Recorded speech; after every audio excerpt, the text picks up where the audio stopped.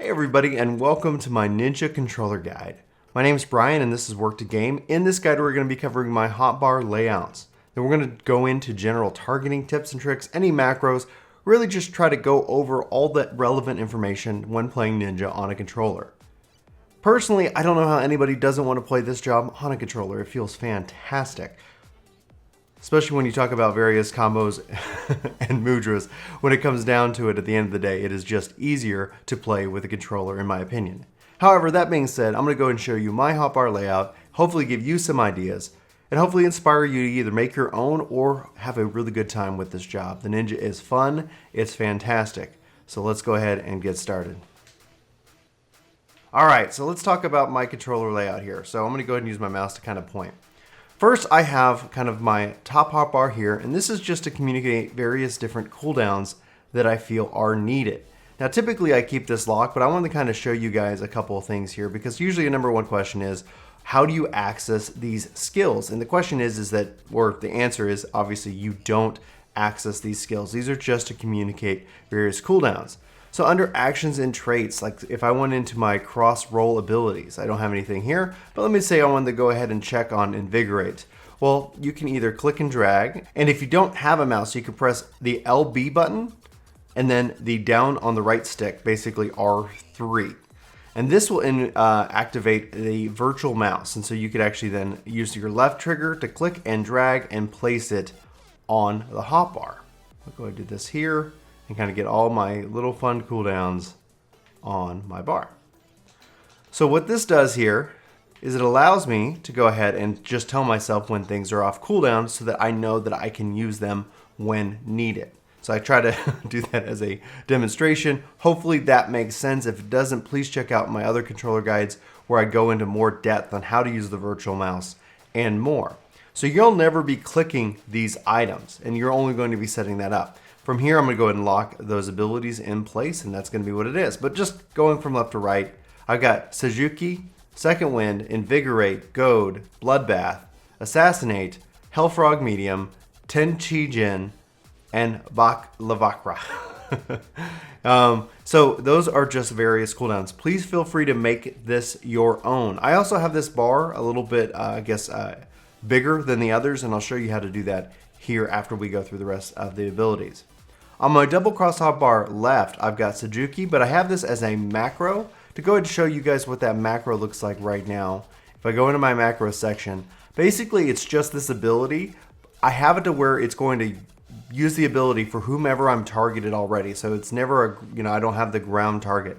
However, if I don't have a target, it's going to then give me the ability to place this automatically. I'm going to go and show you guys that in action real quick. So I don't have a target right now. So now I get the mouse cursor by using the move. If I cancel out, and if I, let's say, run out here, and if I have this as a target, it's automatically going to jump me right to the spot where I need to be. Okay, so more abilities. I'm just going to call this Baklava. Tenchi Jin, which is your level 70 ability, and Shadewalker.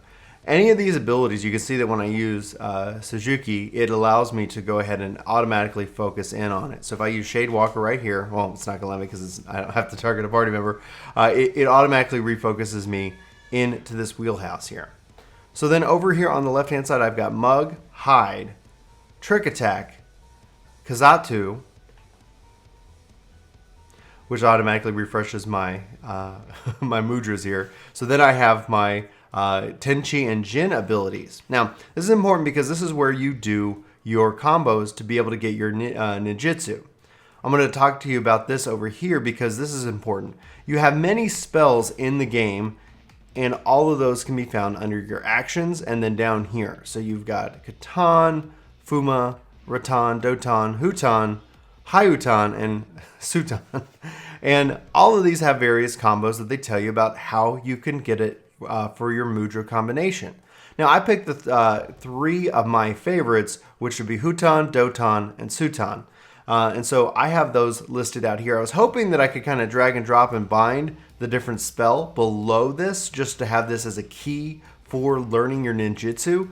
If you've got them all memorized, and you don't need this by any means, but I just wanted to kind of give this as an example so that you can kind of build this up and go from there.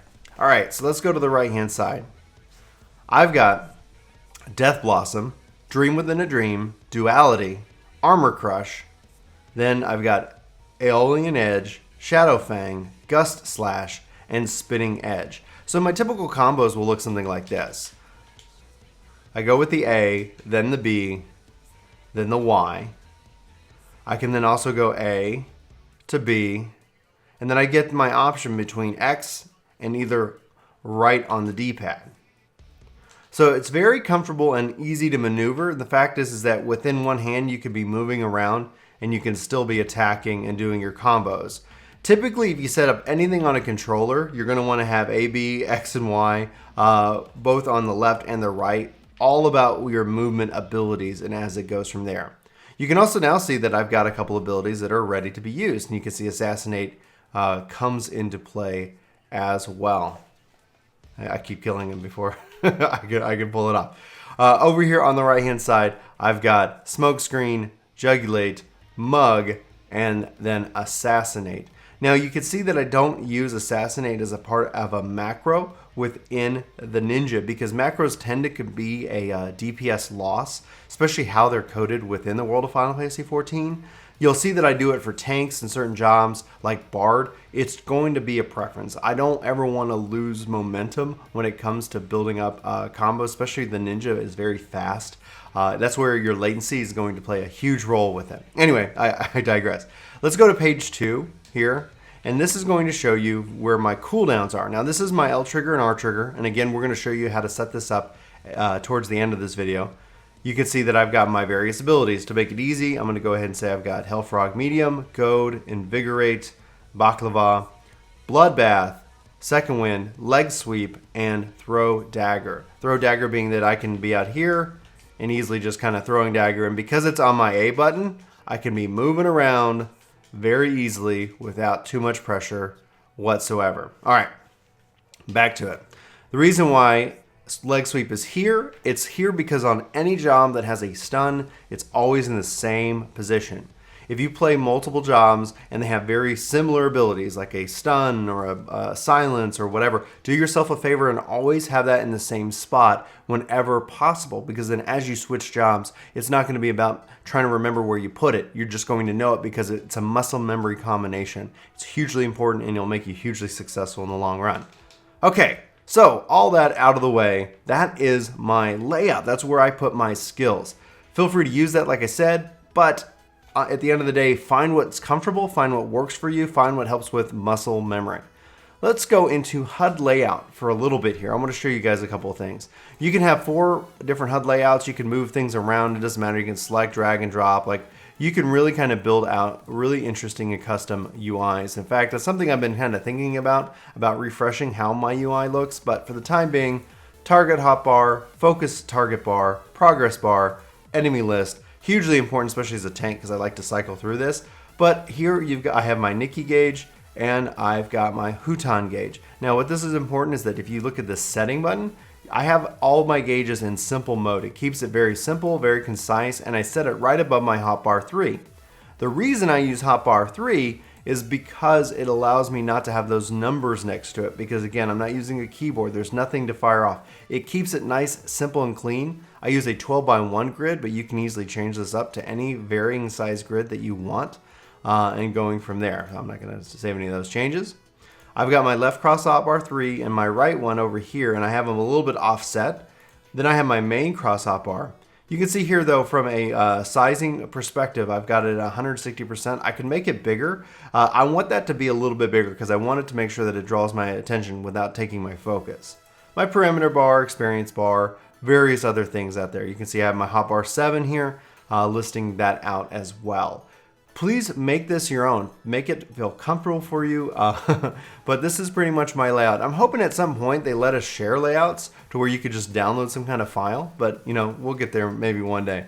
We'll also be able to save your layouts to the cloud in 4.4. So if you're watching this and 4.4 is dropped, please feel free to make sure you back that up to the cloud regularly. So that way, if anything ever happens with your computer, you can easily get access to it. All right. Now the meat and potatoes, how all of this really coming together. Under character settings, system, character config, and then hotbar settings. Here's where you get a lot of different options. Display hotbar numbers on and off, hide unassigned slots on and off, on and off, on and off. And that is how you can kind of turn those things off and on.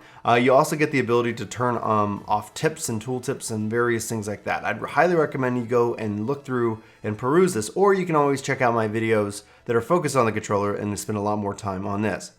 Sharing, I'm going to touch on this briefly because wherever anything is shared, you have those abilities across all jobs. So for all jobs, my limit break is always in the same spot. That's hotbar 7. And hotbar 7 here on the cross hotbar is a shared hotbar. You get 8 of them. So I said anything on 7 and 8 are always the same no matter what job or class I decide to play. And those are listed out here. This is where I've got sprint, mounts, book, and limit break, as well as some targeting options to make life easy. Under cross, here we go, display hotbar help. That's going to be able to turn on and off whenever you hold down the button. It's going to tell you what those skills are themselves. And I'm in hold mode. You have to be in hold mode for a lot of these features. And then I have always display the W cross hotbar, return to the cross hotbar after W cross hotbar input, and position your W cross hotbar separately. That allows me to kind of give it offset. This is really important. I love the W cross hotbar. Those are the abilities that are set on my hotbar 3, and those are actually set here. So the expanded controls with LT and RT, that's how you see that I can get to these things. You can see I'm using 2 left, which is job specific, and then 7 right, which is going to be shared. That's how you control and manage that. Enable W cross hotbar with simultaneous LT and RT double tap is here. I'm only using it for 4 buttons, and then I'm setting it to 3 left and 3 right. You cannot drag and drop skills on to these right here. You have to go to hotbar 3 to be able to manage that. Custom filterization, this is really important. I don't have an auto switch because that ended up annoying me after a long time, but enable customization when your weapon is sheathed. So when my weapons are away, pressing down on the left stick will put them away. I can cycle through 1, 7, and 8 by just tapping my R bumper button. So clicking on R bumper will allow me just to cycle through that very easily and effectively. Whenever my weapon is drawn, I don't want to target that guy. Whenever my weapon is drawn, now I'm only going to stay on hotbar 1 because I didn't want to run the risk of accidentally bumping this. It's going to be personal preference for you up to that point, so just make it your own and enjoy. You can have various different settings for PvP as well, but we're not going to jump into that at this time.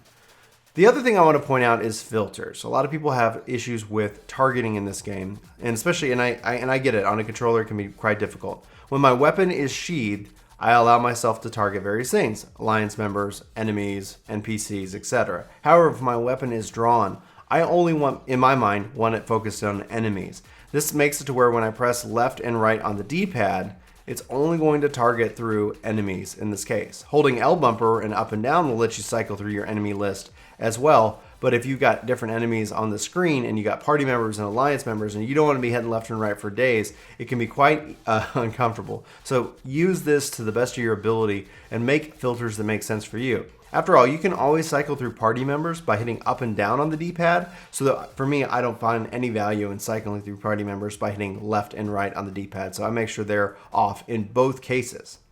Alright guys, we talked about filters, we talked about my one macro for Ninja, we talked about my controller hotbar layout, we talked about my HUD layout, and so much more. Let me know if you got any questions in the comments below if you were thinking, or if you're struggling with a controller. I think it is a fantastic way to play this game. I think they offer a ton of features with the hotbar itself, and I'm really just a fan. I wish more games supported the controller, especially MMOs like Final Fantasy XIV does.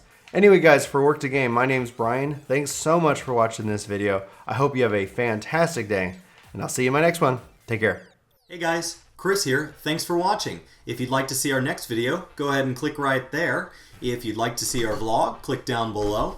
The subscribe button should be right below me here, and you should see all of our contact information. Have a great day, and we will see you next time.